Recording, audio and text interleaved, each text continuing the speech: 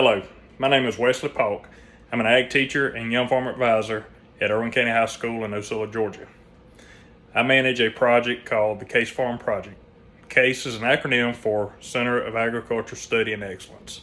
One of the projects that we do at our school is stone ground grits and cornmeal. Today, we're going to be learning how to cook and prepare fresh stone ground C.A.S.E Farm grits. So some of the items needed to cook grits will be a saucepan, can be of any size, small or large, a bag of C.A.S.E Farm fresh stone ground grits, cheese of your choice. I like to use real butter, salt, and you'll need a measuring cup. So now that we have all our ingredients and supplies for our grits, it's time to start cooking. So these C.A.S.E Farm stone ground grits, when measuring out your grits compared to water, it's always a 1-to-4 ratio. So if you cook a cup of grits, it's 4 cups of water. In today's demonstration, we're going to use a half a cup of grits to 2 cups of water. The first thing we'll do is take our grits, our measured amount of grits, put them in the saucepan, and then we're going to rinse the grits. So in order to do this, we'll take the grits, put them in the saucepan, run some water through them, shake them up a little bit, and if you'll notice, you have some lighter material and some husk to come to the top. Just kind of skim that off, and I like to do this about twice. And what this does, it makes your grits smoother after you cook them, and it just gets some of this lighter husky material out. So once you rinse them a couple of times, put them to the side, and then I take my measured amount of water. So I've got 2 cups of water. Again, it's a 1-to-4 ratio. 2 cups of water to a half a cup of grits. Put my water in there. The next thing I will do is take my salt, and this is all according to how much salt you like. I usually just put a little dab of salt in with my grits and water. Then I move them over to the stove. I like to start them off on high and get them to come to a boil. Once they come to a boil, I'll reduce my heat to probably medium-low. And the key to it is keeping these grits stirred. So even before it starts boiling, come in here and stir it a couple of times, and maybe every 4 or 5 minutes, keep them stirred. This whole process will take about 15 to 20 minutes. So we're gonna let them start boiling, and then we will come back. Okay, the grits have come to a boil.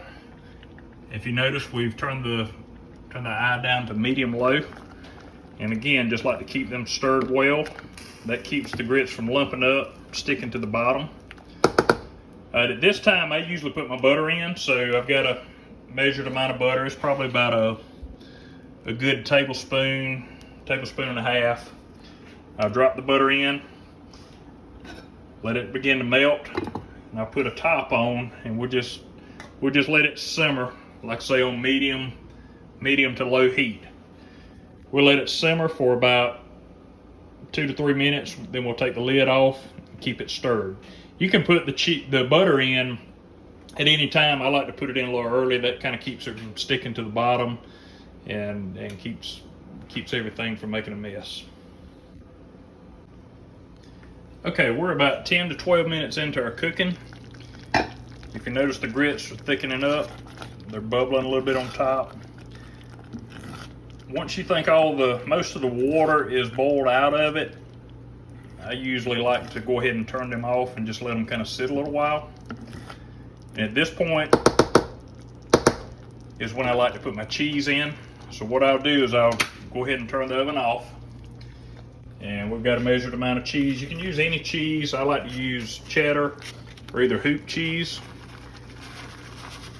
I like to add the cheese last because if you put it in too early and the water's still boiling, a lot of times the cheese will stick to the bottom and the cheese will burn.